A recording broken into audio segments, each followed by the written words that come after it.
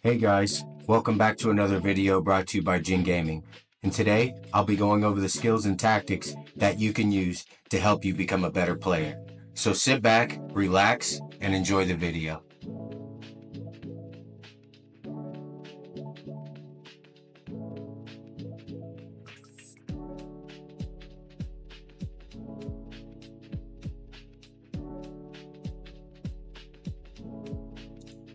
When I'm looking to lay on the DPS, my go-to class is most definitely the light class.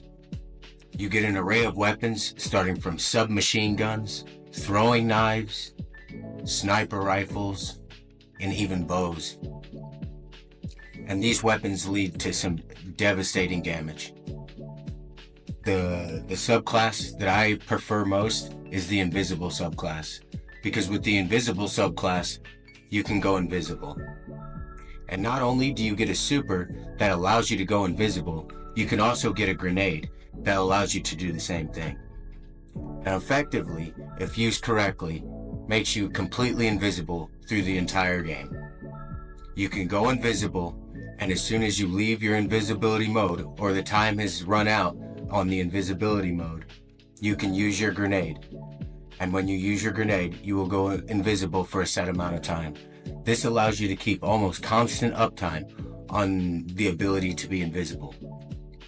Couple this with something like a sword or your throwing knives, leads to some lethal combinations. When playing the small class, teamwork is crucial. If you're able to stay invisible and stay within a squad, you're less likely to be shot at. And if you're less likely to be shot at, you're able to help your teammates secure a win. Stay within a party and stay away from explosives and gases and things that have an AoE that could knock you out of your invisibility. Staying invisible when you're the small class is the utmost importance. The only downside to this is the bow class. If you are the bow class with the invisibility class, you cannot draw your bow while invisible. It brings you out of your invisibility and it allows snipers and other enemies to know where you're at. So if you're running away and you're in danger, make sure you seek cover. But when you're around that cover, make sure to take advantage of going invisible again.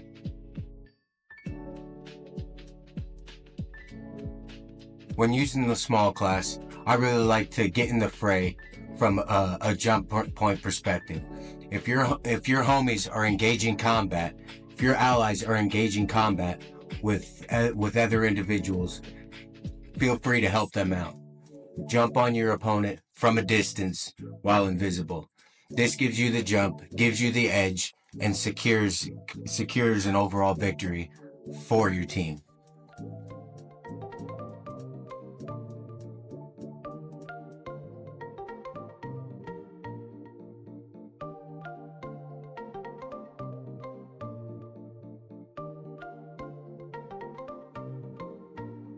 One of my favorite aspects of the light class is its ability to be so maneuverable through the terrain. In a game where all the terrain is collapsible, you can blow through walls, smash down things if you have the right tools necessary to do so. You're able to get in, get out, and get away quickly, especially when you have such a low health bar.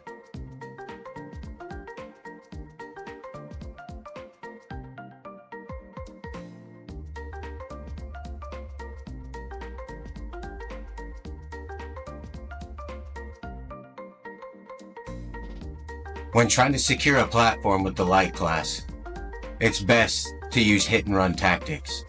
Take control of the platform, do as much damage as you can, and get out.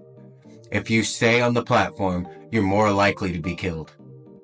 And overall, when the spawn rate happens, when you're spawning and your teammates haven't arrived yet to help you, your odds of survivability dwindle quickly. So make sure you get in and get out. Don't mess around on that platform too long, or they'll be there to take you out.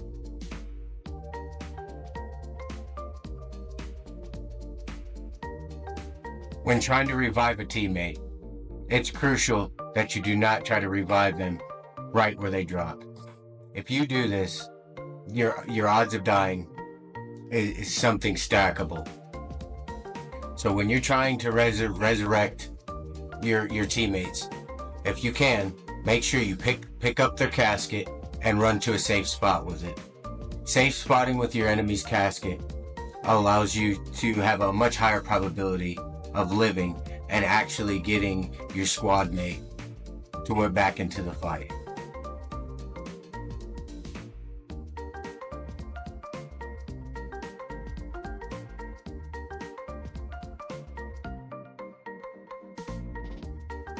When you're in the middle of combat, be sure to prioritize your enemies. And what I mean by that is if you have a small class and you have a heavy class, and you're the small class, and you've used your ambush tactics, and you're on this guy, and you start unloading on the tank class. If you do this, you have a higher probability of dying, because not only is the tank class absorbing all of your bullets, but now you have a light class that knows where you're at and can easily attack you, while you're trying to put all your bullets into the heavy class, which can actually outlast your DPS. So make sure when you're in the fray to prioritize your targets. Get in there, drop the thing with the lowest health bar, and then move your way up. You're faster than the heavy class, and you can maneuver around them faster. Get away from them, drop the small class, and move your way up to the heavy class. This greatly increases your probability of survival and securing a win for your team.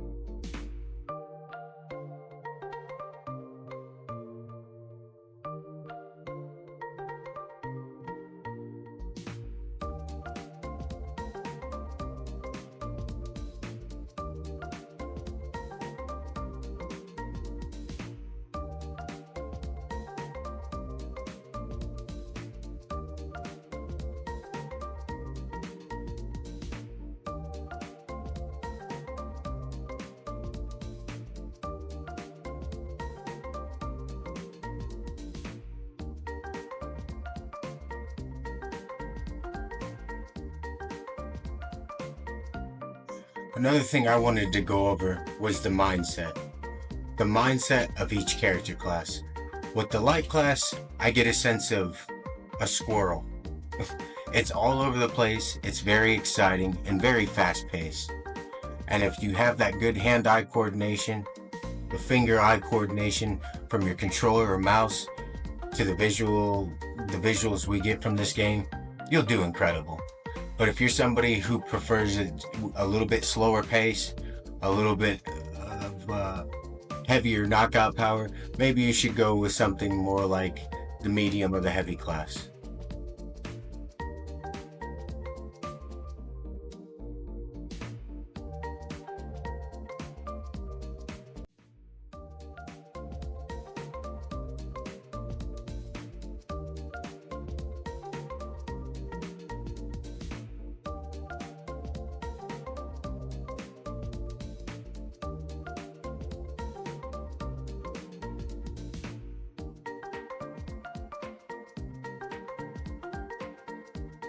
One of the most important parts about any class in the game is to make sure you're having fun. If it suits the way you feel that day, then play that class. Maybe everyone else decided to play the light class. Try the heavy class. Try to find a better balance of what you need. You might not always want to play as the light class, but it sure can add value to the team by adding loads of DPS.